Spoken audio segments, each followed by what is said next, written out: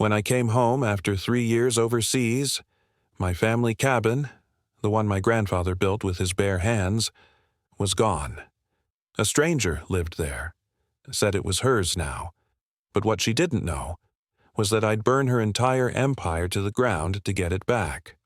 I never thought I'd come back to a town that had already buried me alive. 3 years ago, I left Antler Creek with a backpack, a busted knee, and a promise that I'd rebuild my grandfather E.S. cabin when I returned from deployment. That cabin wasn't just wood and stone to me. It was everything that kept me grounded when life felt like a storm I couldn't escape. But when I came back, it was gone. The cabin, the land, the old cedar post with my grandfather's initials. All of it. In its place stood a shiny, overpriced vacation rental, complete with a "No Trespassing True" sign nailed to the tree I used to climb as a kid. And the person behind it all? A woman named Vivian Cole, a realtor, a councilwoman, and the kind of person who smiles at you while holding a knife behind her back.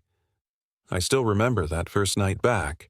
I parked my old Ford by the creek, engine ticking as it cooled in the October air. From the hilltop I could see lights flickering through my old windows, the windows I built with my father as hands. People were laughing inside, wine glasses clinking, music playing, and every sound felt like a nail being driven into my chest. When I walked down the trail, a woman stepped out onto the porch. "Can I help you?" she said, pretending not to know who I was. I told her my name.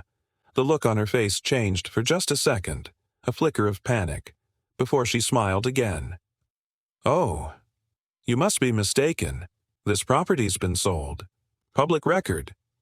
Public record. The phrase echoed in my head like a gunshot. That night, I slept in my truck by the edge of the property, under the same stars I'd stared at overseas. But sleep didn't come easy. My hands itched for answers. Next morning, I drove straight to the county office. The clerk there, Gil's wife, Marlene, almost dropped her coffee when she saw me. She knew the whole story but didn't dare say it out loud, so she handed me a folded piece of paper and whispered, "You didn't hear it from me." The paper was a copy of a property transfer deed.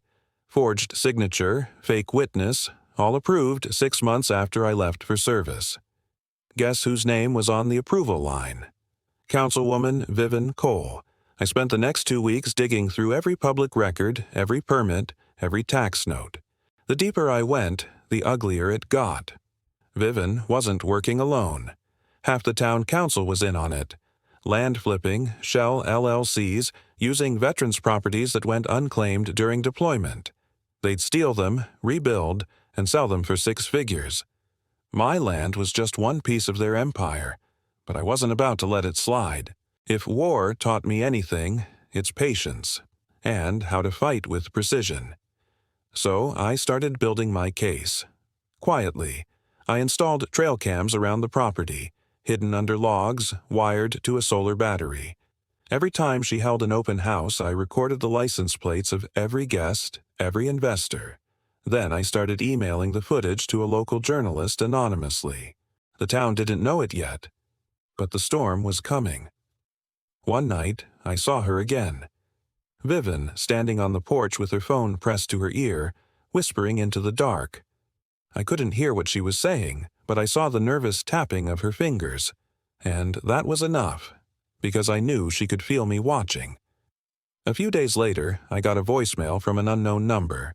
"Marcus, if this is you, stop digging. You don't know what you're getting into." She was right.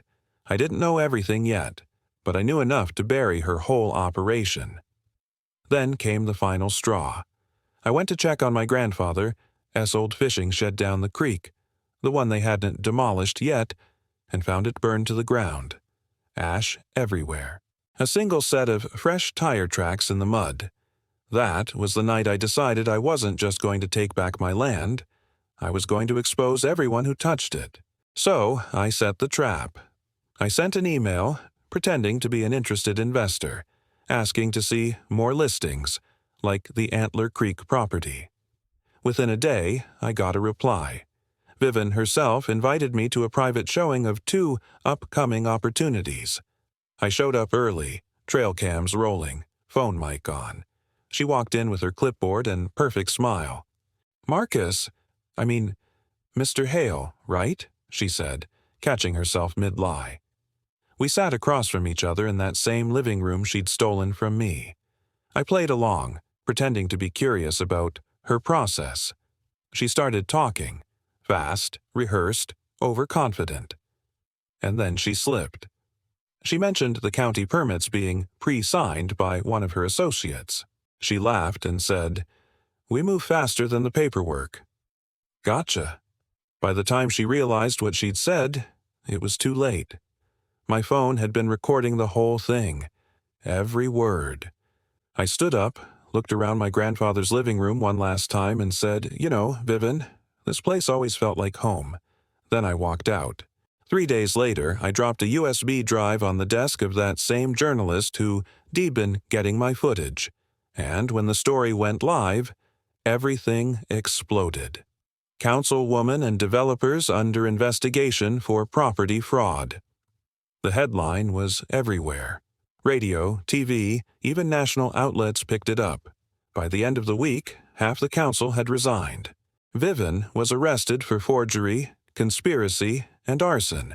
They found evidence linking her crew to over a dozen stolen properties. And my cabin? Returned to me, legally this time. It took months to rebuild what they'd ruined, but as I hammered the last board into the porch rail, I realized something. They didn't just steal land. They stole people's roots, their memories, their peace. And if I hadn't come back when I did, they would have buried it all under luxury signs and fake smiles. Now, every night, when the wind moves through the trees, I hear my grandfather's voice again. Steady, proud. "You did good, son. You took back what's ours." I look at that same old cedar post by the trail, scarred but still standing. And I know one thing for sure. Some battles aren't fought overseas. Some are right here, in the dirt you call home.